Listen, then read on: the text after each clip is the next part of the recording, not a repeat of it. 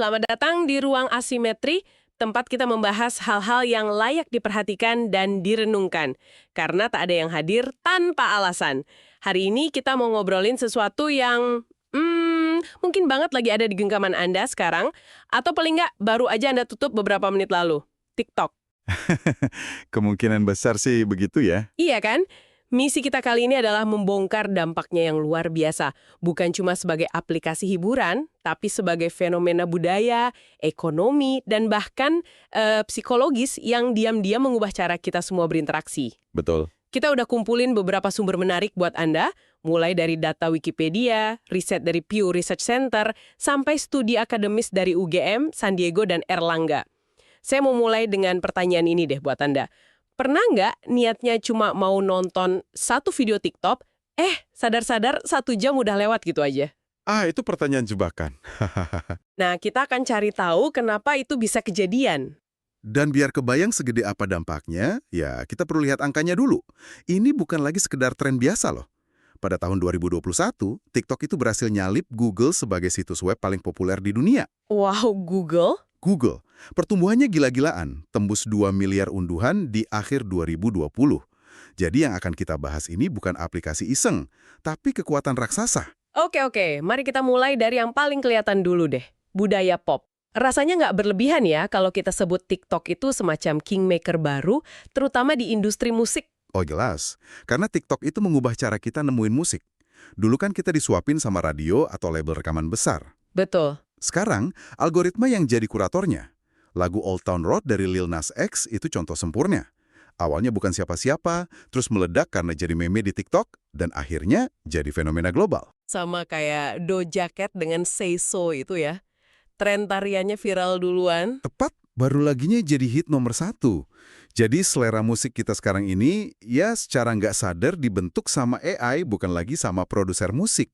Gila sih. Kekuatannya itu begitu nyata sampai Billboard yang puluhan tahun jadi wasit tangga lagu dunia harus adaptasi. Mereka sampai bikin chart khusus namanya TikTok Billboard Top 50. Jadi mereka sekarang ngikutin TikTok, bukan sebaliknya. Persis, mereka mengikuti. Dan yang menarik, bukan cuma lagu baru kan? TikTok ini kayak mesin waktu. Lagu Dreams dari Fleetwood Mac, lagu dari tahun 70-an, bisa tiba-tiba masuk lagi ke Billboard Hot 100 setelah 40 tahun lebih. Cuma gara-gara satu video orang main skateboard sambil minum jus, itu luar biasa. Betul. Dan ada juga fenomena unik lain. Versi lagu yang dipercepat, atau sped up versions. Karena durasi video pendek, pengguna mempercepat lagu biar lebih nendang. Awalnya ini cuma tren pengguna. Saking besarnya, artis sekelas Sia dan Steve Lacy akhirnya malah merilis versi resmi lagu mereka yang dipercepat. Jadi artisnya yang ngikutin kemauan pasar TikTok. Tapi di balik kekuatan itu, ada sisi gelapnya nggak sih? Saya jadi kepikiran, gimana dampaknya buat para seniman itu sendiri? Nah, itu pertanyaan penting. Kekuatan ini bikin tekanan baru. Beberapa artis, kayak Halsey, sampai curhat kalau mereka merasa terbakar. Maksudnya? Label rekaman mereka sekarang nuntut mereka buat menciptakan momen viral di TikTok dulu sebelum lagu baru boleh rilis. Proses kreatif yang tadinya seni murni, sekarang jadi strategi pemasaran. Seni jadi konten. Tekanan untuk jadi viral, rasanya itu nggak cuma di musik ya. Ini merembet kemana-mana, kayak makanan, fashion, bahkan sampai buku. Benar. Di dunia kuliner, kita lihat resep pasta feta panggang viral sampai penjualan keju feta di beberapa negara melonjak 200%. Wow! Di dunia fashion, dampaknya lebih kompleks lagi. TikTok melahirkan apa yang disebut microtrends. Tren fashion yang umurnya cuma beberapa minggu. Hari ini gaya A, bulan depan udah ganti gaya B. Dan itu yang bikin merek-merek fast fashion kayak Shein jadi raksasa kan? Karena mereka bisa produksi tren secepat kilat. Video haul, di mana orang pamer belanjaan segunung juga jadi populer banget. Tepat. Ini secara nggak langsung mendorong budaya konsumerisme yang serba cepat. Tapi mungkin yang paling nggak terduga itu dampaknya ke dunia sastra.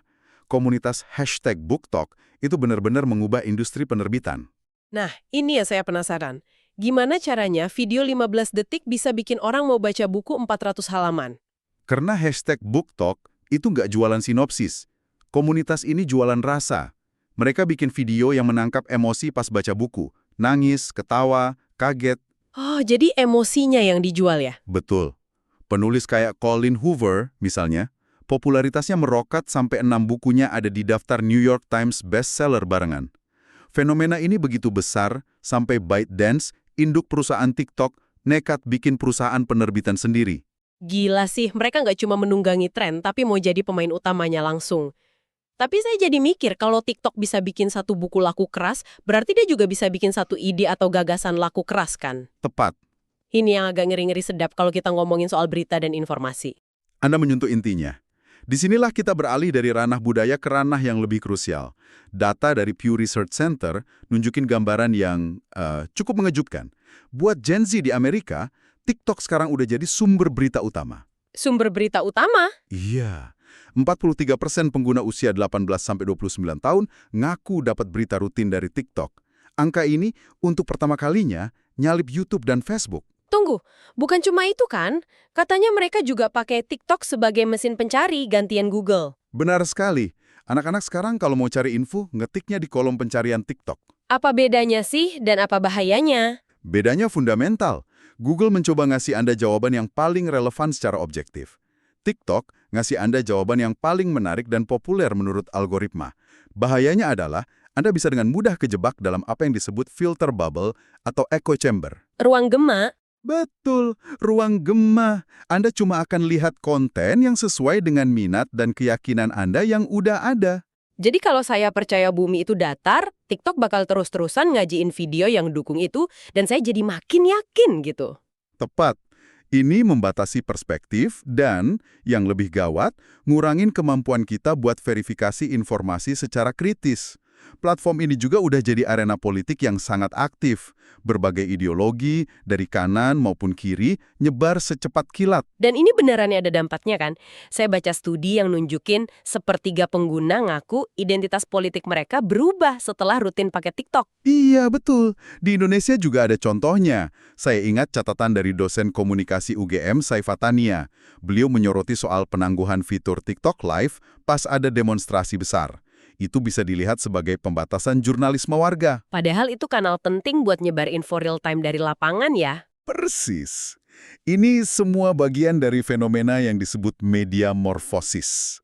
Media lama nggak mati, tapi wujudnya berubah.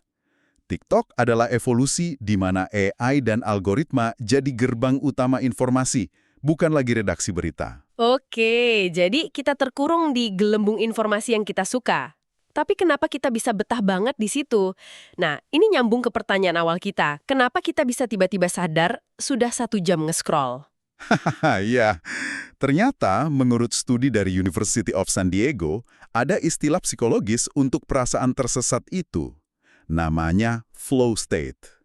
Biasanya, ini kan hal yang positif. Betul, secara tradisional, flow state itu kondisi mental puncak. Saat atlet fokus bertanding, seniman tenggelam dalam lukisannya. Mereka begitu terserap sampai lupa waktu. Itu flow yang produktif. Tapi di TikTok, ceritanya beda ya. Saya baca di studi itu ada satu temuan aneh. Kenapa pengguna TikTok cenderung meremehkan, underestimate, waktu yang mereka habiskan. Sementara pengguna Instagram justru melebih-lebihkannya. Nah, disitulah letak sihir desain TikTok. Antar mukanya, video layar penuh, infinite scroll yang cuma butuh satu usapan jari, itu secara efektif menghilangkan proses pengambilan keputusan. Maksudnya? Otak Anda nggak perlu lagi mikir, abis ini nonton apa ya? Konten berikutnya udah disajiin otomatis. Otak kita masuk ke mode autopilot. Jadi otak kita pada dasarnya outsourcing pilihan ke algoritma. Kita nggak perlu mikir, jadi kita terus scroll. Itu menjelaskan kenapa rasanya melelahkan, tapi sekaligus sulit berhenti ya.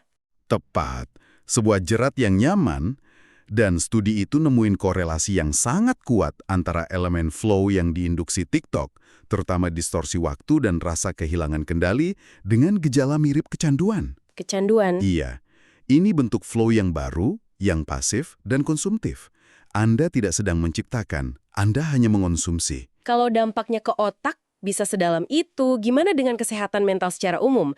Di riset dari Universitas Airlangga disebut ini kayak pedang bermata dua ya. Persis.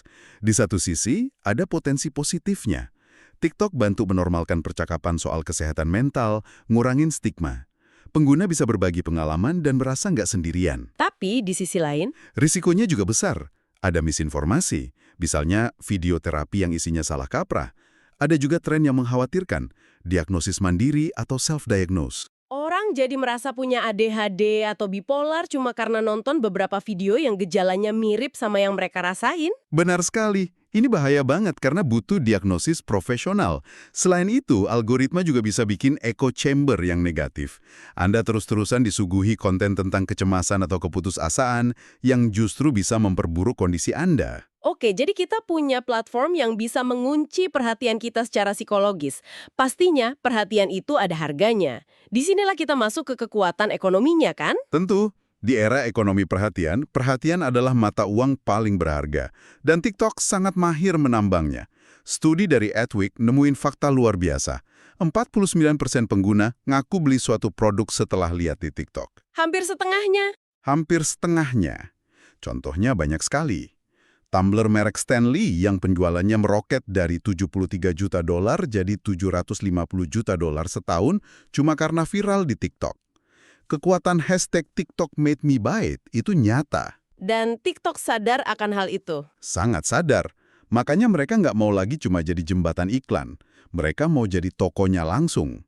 Muncullah TikTok Shop yang mengintegrasikan e-commerce langsung di dalam aplikasi. Nonton dan belanja jadi satu. Efeknya ini begitu kuat sampai platform lain panik dan berlomba-lomba niru. Ini yang disebut TikTokifikasi internet kan? Tepat. Instagram punya Reels, YouTube punya Shorts. Tapi ini bukan sekedar niru tampilan video vertikal loh. Terus, Ini tentang meniru mesin dopaminnya. mesin dopamin. Maksudnya gimana? Platform lain sadar bahwa model mesin slot konten di mana Anda terus disajikan hadiah kecil berupa video menarik tanpa henti adalah cara paling ampuh buat nahan perhatian pengguna.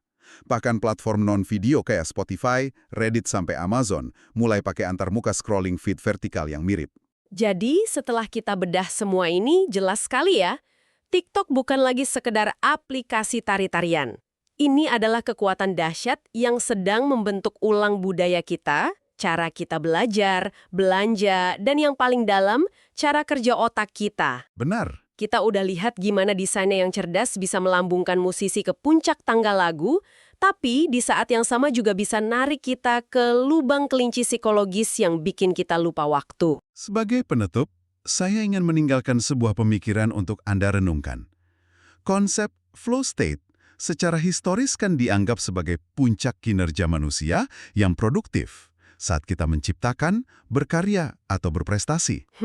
Namun, TikTok telah berhasil merekayasa sebuah flow yang sifatnya pasif dan murni konsumtif.